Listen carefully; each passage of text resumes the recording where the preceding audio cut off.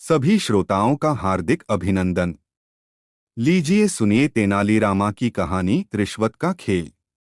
कृष्णदेव राय कला प्रेमी थे, इसीलिए कलाकारों का प्रोत्साहन बढ़ाने के लिए उनके अच्छे प्रदर्शन के लिए उन्हें पुरस्कार देकर सम्मानित करते रहते थे। कलाकारों को सम्मानित करने से पहले वे एक बार तेनालीराम से जरूर पूछते थे। महाराज की ये बात तेनालीराम के विरोधियों को बहुत खलती थी। तेनालीराम कुछ दिनों से राजदरबार में नहीं आ रहा था, जिसका फायदा उठाते हुए उसके विरोधियों ने महाराज के कान भरने शुरू कर दिए। उनमें से एक विरोधी महाराज से बोला, महाराज तेनालीराम रिश्वतखोर है। दूसरा बोला, महाराज वह जिसको जितना बड़ा पुरस्कार दिलवाता है उससे उतनी ही बड़ी रिश्वत लेता है। अब रोज दरबार में महाराज को ये ही सब सुनने को मिलता, जिससे महाराज को भी तेनालीराम पर शक होने लगा। जब कुछ दिनों बाद तेनालीराम ने राजदरबार में आना शुरू कर दिया तो महाराज ने उससे कुछ कहा तो नहीं, लेकिन अब उससे कुछ भी पूछना उन्होंने बंद कर दिया।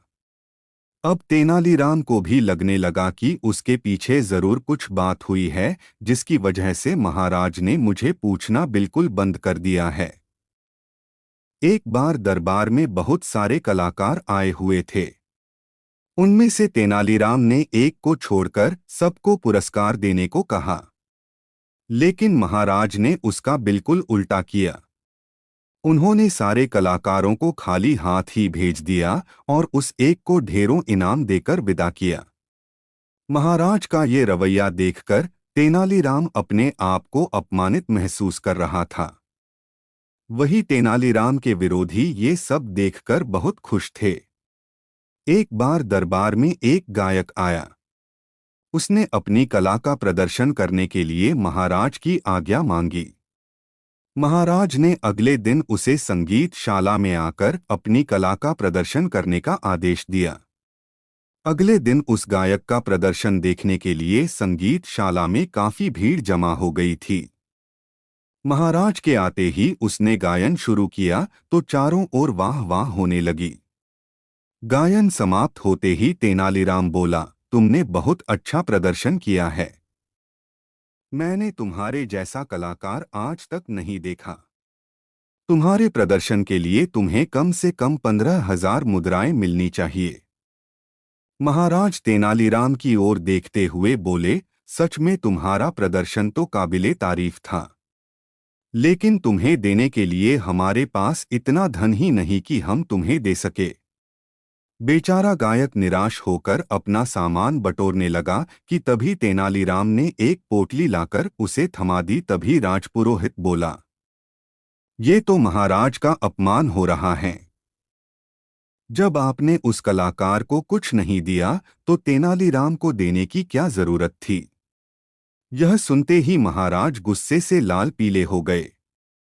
उन्होंने सैनिकों को तेनालीराम और गायक को पकड़कर अपने पास लाने का आदेश दिया। सैनिक गायक और तेनालीराम को पकड़कर महाराज के पास ले आए। महाराज ने एक सेवक से उस पोटली को छीनकर उसे खोलने का आदेश दिया। जैसे ही सेवक ने पोटली खोली तो उसमें मिट्टी का खाली बर्तन था, जिसे देखकर वहां उपस्थित सभी लोग अचंभित थे।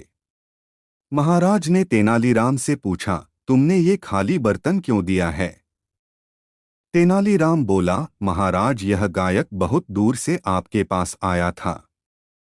मैंने सोचा पुरस्कार न सही कम से कम इस खाली बर्तन में वाहवाही भर कर ले जाएगा, इसीलिए मैंने ये खाली बर्तन इसे दे दिया।